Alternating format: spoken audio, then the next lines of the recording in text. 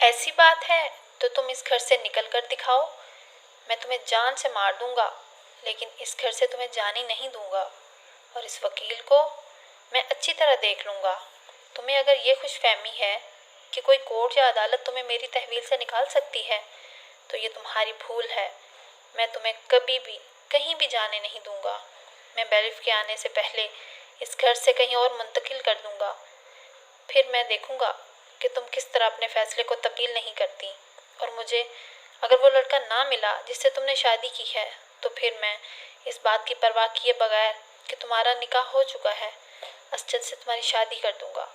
मैं इस शादी को सिरे से मानने से इनकार करता हूँ। तुम्हारी शादी सिर्फ वो होगी जो मेरी मर्जी से होगी, इसके अलावा नहीं। वो मुश्तइल अंदाज में कहते हुए सलमा के साथ बाहर निकल गए। वो वहीं दीवार के साथ खड़ी खौफजदा और परेशान नज़रों से दरवाजे को देखती रही। इसने जिस मकसद के लिए शादी की थी, इसका कोई फ़ायदा होता नज़र नहीं आ रहा था। हाशिम मुबीन अहमद अपनी बात पर चट्टान की तरह अड़े हुए थे। बेचारी इमामा बीबी। नासरा ने सलार के कमरे की सफाई करते हुए अचानक बुलंद आवाज़ में अफसोस का इजहार करते हुए कहा। सलार ने मुड़कर इसे देखा। वो अपनी स्टडी टेबल पर पड़ी हुई किताबों को समेट रहा था। नासरा इसे मुतवज्जे देखकर तेजी से बोली, बड़ी मार पड़ी है जी कल रात। किसको मार पड़ी है? सलार ने किताबें एक तरफ रखते हुए कहा। इमामा बीबी को जी। और किसे? वो किताबें एक तरफ करते करते रुक गया और नासरा को देखा, जो कमरे में मौजूद एक शेल्फ की झाड़ पूंछ कर रही थी।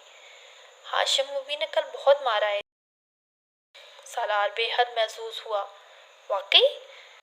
हाँ जी, बहुत ज़्यादा पिटाई की है, मेरी बेटी बता रही थी, नासरा ने कहा। Very nice. सालार ने बेख्तियार तबसरा किया। जी, आप क्या कह रहे हैं? नासरा ने इससे पूछा। इसके होंठों पर मौजूद मुस्कुराहट नासरा को बड़ी अजीब लगी। इसे तवक्को नहीं थी कि वो इसकी खबर पर मुस्कुराएगा। इसके ज़्यादी क्यासों और अंदाज़ों के मुताबिक दोनों के दरमियान जैसे तल्लुकात थे, इस पर सलार को बहुत ज़्यादा अफसुर्दा होना चाहिए था, मगर यहाँ सूरत हाल बिल्कुल बरअक्स थी।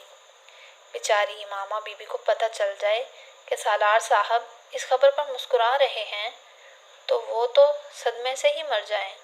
नासरा ने दिल में सोचा। किस बात पर मारना है जी? सुना है वो अस्टर साहब से शादी पर तैयार नहीं हैं, किसी और लड़के से शादी करना चाहती हैं। नासरा ने लड़के पर जोर देते हुए मानी खेज अंदाज में सलार को देखा। बस इस बात पर? सालार ने लापरवाही से कहा। ये कोई छोटी बात है जी? इनके पूरे घर में तूफान मचा हुआ है। शादी की तारीख तय हो चुकी है, कार्ड आ चुके हैं, और अब इमामा बीबी बजिद हैं कि वो अस्जिद साहब से शादी नहीं करेंगी। बस इसी बात पर हाशिम साहब ने इनकी पिटाई की। ये तो कोई बड़ी बात नहीं है कि इस पर किसी को मारा जाए। वो अपनी किताबों में मसरूफ़ था। ये तो आप कह रहे हैं ना? इन दोनों के लिए तो ये बहुत बड़ी बात है। नाजरा ने इस तरह सफाई करते हुए तबसरा किया। मैं तो बड़ी दुखी हूँ। इमामा बीबी के लिए बड़ी अच्छी हैं, अदब लिहाज वाली, और अब देखें क्या क़यामत टूट पड़ी है इन पर। हाशिम साहब ने घर से निकलने पर पाबंदी लगा दी है। मेरी बेटी रोज़ इनका कमरा साफ करती है और वो बताती है कि इनका तो चेहरा ही उतर कर रह गया है। नासरा इसी तरह बोल रही थी।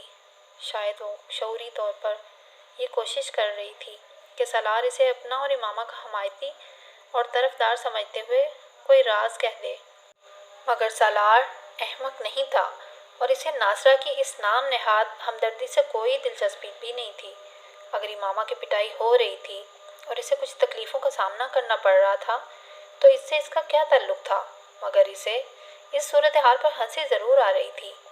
क्या इस दौर में भी कोई इस उम्र की औलाद पर हाथ उठा सकता है, और वो भी हाशिम मुबीन अहमद जैसे अमीर तबके का आदमी? हैरानी की बात है। सोच की एक ही रूह में बहुत से मुतज़ाद ख्यालात बह रहे थे। नासरा कुछ देर इसी तरह बोलती अपना काम करती रही, मगर जब इसने देखा कि सालार इसकी गुफ्तगू में कोई दिलचस्पी ही नहीं ले रहा और अपने काम में मसरूफ़ हो चुका है, तो वो कदरे मायूस होकर खामोश हो गई। ये पहले मोहब्बत करने वाले थे जिनका रवैया بے حد عجیب تھا۔ کوئی اضطراب، بے چینی اور پریشانی تو ان دونوں کے درمیان نظر ہی نہیں آ رہی تھی، ایک دوسرے کی تکلیف کا سن کر بھی۔ شاید ہی ماما بی بی ان کے بارے میں اس طرح کی کوئی بات سن کر اس طرح مسکرائیں، کون جانتا ہے۔ ناصرہ نے شیلف پر پڑی ایک تصویر اٹھا کر صاف کی۔ گھر چھوڑ دینے کا فیصلہ اس کی زندگی کی سب سے مشکل اور تکلیف دہ فیصلوں میں سے ایک تھا، مگر اس کے علاوہ اس کے پاس اب دوسرا کوئی راستہ نہیں تھا۔ ہاشم مبین احمد اسے کہاں لے جاتے اور پھر کس طرح اسے طلاق دلوا کر اس کی شادی اسد سے کرتے، وہ نہیں جانتی تھی۔ واحد چیز جو جانتی تھی وہ یہ حقیقت تھی کہ ایک بار وہ اسے کہیں اور لے گئے تو پھر اس کے پاس رہائی اور فرار کا کوئی راستہ نہیں بچے گا۔ وہ یہ بات اچھی طرح جانتی تھی کہ وہ اسے جان سے کبھی نہیں ماریں گے، مگر زندہ رہ کر اس طرح کی زندگی گزارنا زیادہ مشکل ہو جاتا، جیسی زندگی وہ اس وقت توقع اور تصور کر رہی تھی۔ ہاشم مبین احمد کے چلے جانے کے بعد وہ بہت دیر تک بیٹھ کر روتی رہی اور پھر اس نے پہلی بار اپنے حالات پر غور کرنا شروع کیا۔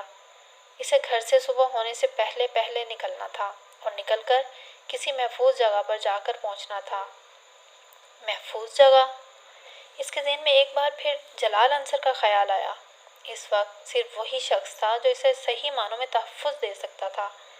ہو سکتا ہے مجھے اپنے سامنے دیکھ کر اس کا فیصلہ اور رویہ بدل جائے، وہ اپنے فیصلے پر غور کرنے پر مجبور ہو جائے۔ ہو سکتا ہے وہ مجھے سہارا اور تحفظ دینے پر تیار ہو جائے، اس کے والدین کو مجھ پر ترس آ جائے۔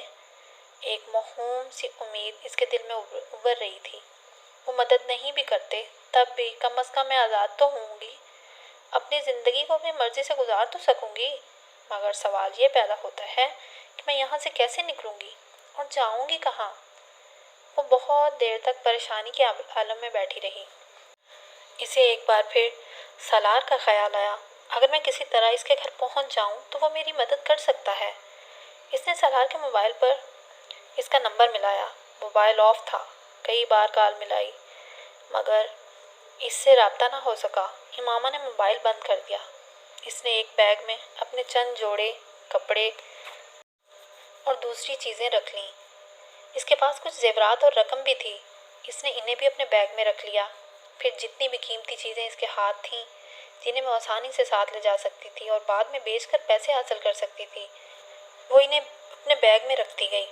بیگ بند کرنے کے بعد اس نے اپنے کپڑے تبدیل کیے اور پھر 2 نفل ادا کیے۔ اس کا دل بے حد بوجھل ہو رہا تھا، بے سکونی اور اضطراب نے اس کے پورے وجود کو اپنی گرفت میں لیا ہوا تھا۔ آنسو بہا کر بھی اس کے دل کا بوجھ کم نہیں ہوا تھا۔ نوافل ادا کرنے کے بعد جتنی آیات اور صورتیں اسے زبانی یاد تھیں اس نے وہ ساری پڑھ لیں۔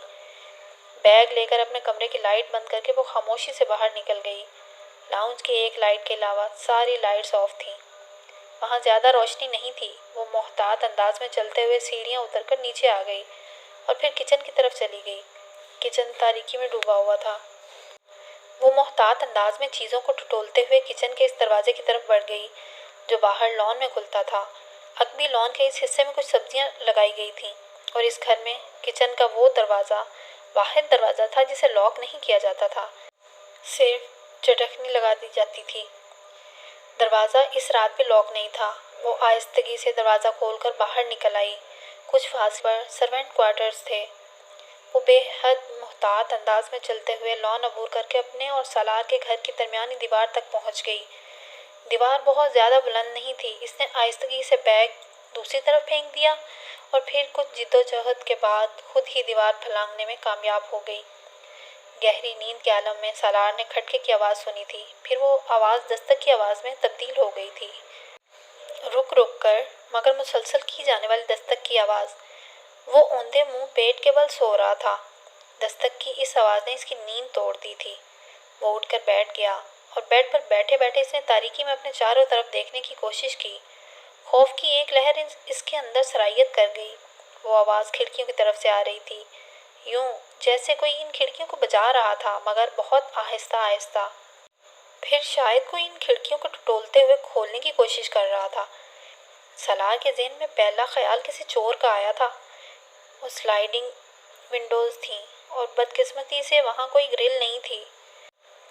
اس کی ضرورت اس لیے محسوس نہیں کی گئی تھی کیونکہ وہ امپورٹڈ گلاس کی بنی ہوئی تھی۔ جنہیں آسانی سے توڑا یا کاٹا نہیں جا سکتا تھا اور انہیں صرف اندر سے کھولا جا سکتا تھا۔ گھر کے چاروں طرف موجود لان میں ویسے بھی رات کو کتے کھلے ہوتے تھے اور ان کے ساتھ 3 گارڈز بھی ہوتے تھے، مگر ان تمام حفاظتی اقدامات کے باوجود اس وقت اس کھڑکی کی دوسری طرف موجود چھوٹے سے برآمدے میں کوئی موجود تھا جو اس کھڑکی کو کھولنے کی کوشش میں مصروف تھا۔ اپنے بیڈ سے دبے قدموں اٹھ کر وہ تاریکی میں ہی کھڑکی کی طرف آیا۔ جس طرف سے آواز آ رہی تھی وہ اس کے بالکل مخالف سمت گیا اور بہت احتیاط کے ساتھ اس نے پردے کے ایک سرے کو تھوڑا سا اٹھاتے ہوئے کھڑکی سے باہر جھانکا۔ لان میں لگی روشنیوں میں اس نے کھڑکی کے سامنے جسے کھڑا دیکھا، اس نے اسے ہکا بکا کر دیا تھا۔ یہ پاگل ہے، بے اختیار اس کے منہ سے نکلا۔ اس وقت اگر لان میں پھرتے 4 غیر ملکی نسل کے کتے اسے دیکھ لیتے تو سالار یا کسی بھی دوسرے کے پہنچنے سے پہلے وہ اسے چیر پھاڑ چکے ہوتے، اور اگر کہیں گارڈز میں سے کسی نے اسے وہاں دیکھا ہوتا تو بھی وہ تفتیش یا تحقیق پر وقت ضائع کرنے سے پہلے اسے شوٹ کر دیتے۔ مگر وہ اس وقت بالکل محفوظ وہاں کھڑی تھی اور یقیناً اپنے گھر کی دیوار پھلانگ کر یہاں آئی تھی۔ ہونٹ بھیجتے اس نے کمرے کی لائٹ آن کی۔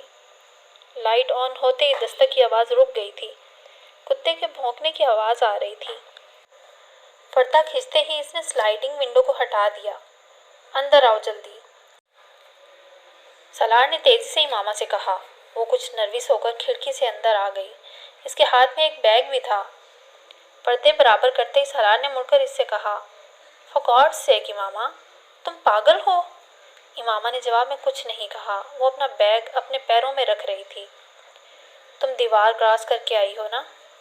ہاں، تمہیں گارڈز یا کتوں میں سے کوئی دیکھ لیتا تو؟ اس وقت باہر تمہاری لاش پڑی ہوتی۔